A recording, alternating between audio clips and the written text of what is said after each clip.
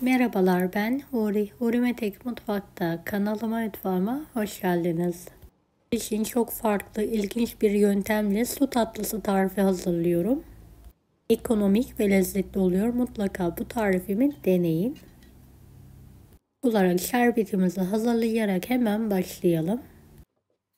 Su bardağı toz şekeri küçük bir tencerenin içine alıyorum. 2,5 su bardağı su. Sıralama ocağın üzerine alalım. Şeker eriyene kadar karıştıralım. Küçük bir limon sıkalım şerbetimize. 25 dakika şerbetimizi kaynatarak kıvamlı bir şerbet hazırlayalım. Kekimiz için 2 adet tam yumurta kullanıyorum.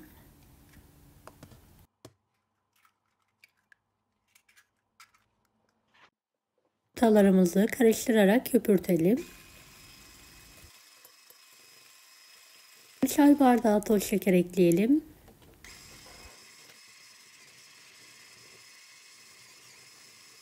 1 çay bardağı sıvı yağ.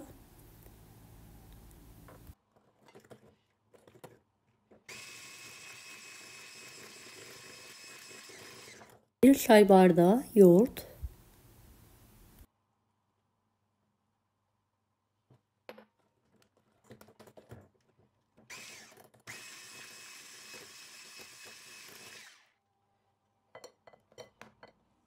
2 su bardağı unu eleyerek üzerine alalım.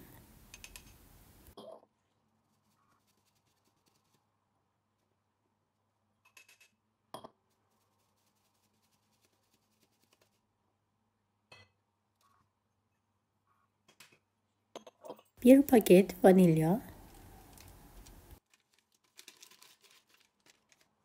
Bir limonun kabuğunu rendenin ince tarafıyla rendeledim ve üzerine alıyorum. Bir paket kabartma tozu. Çay kaşığı karbonat.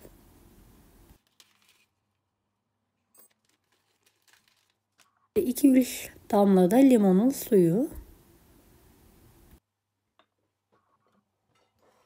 Evet, tüm malzemeyi homojen olana kadar karıştıralım.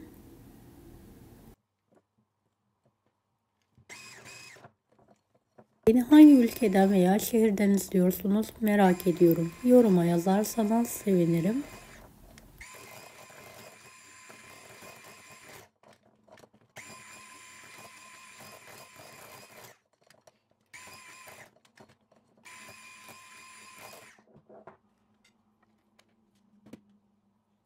Evet, hamurumuzun kıvamı bu şekilde olmalı. Kaymak gibi pürüzsüz ve kıvamlı.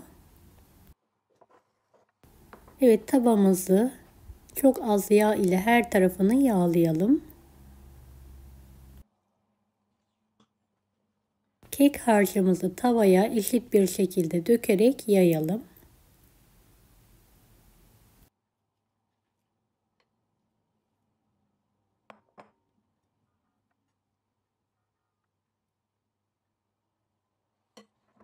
Kapağını kapatalım. Tavamızı kısık olacak şekilde ayarlayalım. Evet, kısık ateşte pişen kekimizi bir spatula yardımıyla kenarlarından dikkatli bir şekilde hafif kaldıralım. Fırın kağıdı ve pasta tabağı yardımıyla ters çevirelim.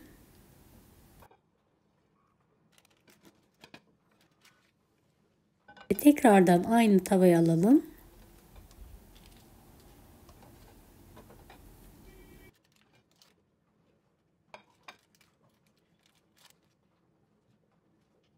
Kapağını kapatalım ve kısık ateşle pişirmeye devam edelim.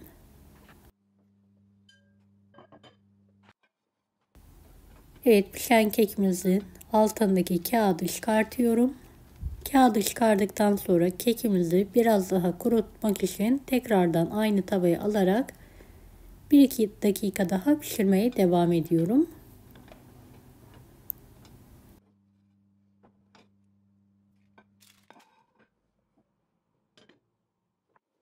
Son kez kekimi kontrol ediyorum. Evet, her tarafı eşit bir şekilde piştiğine emin olduktan sonra aynı tavaya alıyorum. Altını hemen kapatıyorum. Tatlıya soğuk buz gibi içme suyunu bir kaşık yardımıyla eşit bir şekilde dökerek gezdiriyorum.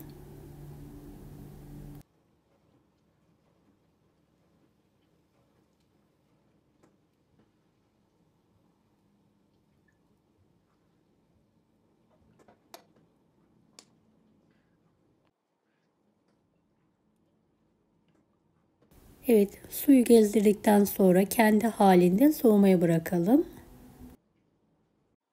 Tuttuğumuz tatlıyı artık bir hamur kartı ile dikkatli bir şekilde minik minik kareler halinde kesiyorum.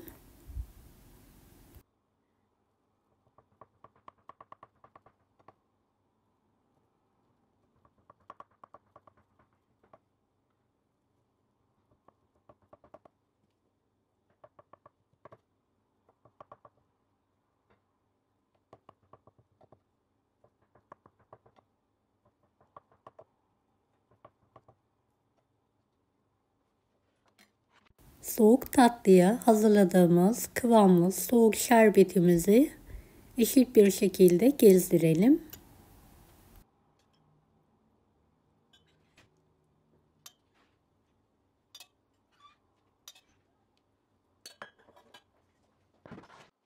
İki aşamada şerbetini veriyorum. Biraz çektikten sonra tekrardan üzerine gezdiriyorum.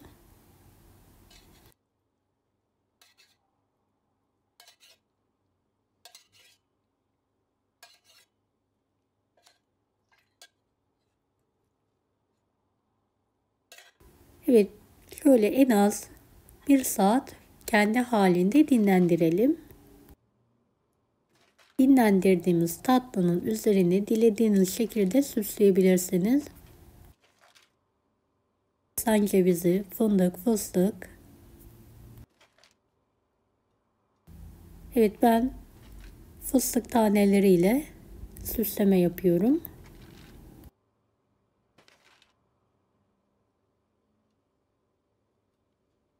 Evet, tatlımız artık hazır. Şöyle sizlere yakından göstermek istiyorum. 2 yumurta ile ekonomik bir şekilde hazırladığımız su tatlısını mutlaka deneyin.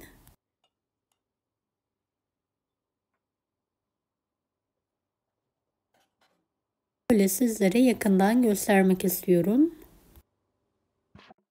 Yumuşacık, lokum gibi harika kabardı ve yumurta kokusu asla yok. Deneyecek olan herkese şimdiden kolaylıklar dilerim. Kanalıma ücretsiz abone olmayı unutmayın. Bir dahaki videolarda görüşmek üzere. Allah'a emanet olun. Hoşça kalın. Kolay gelsin herkese.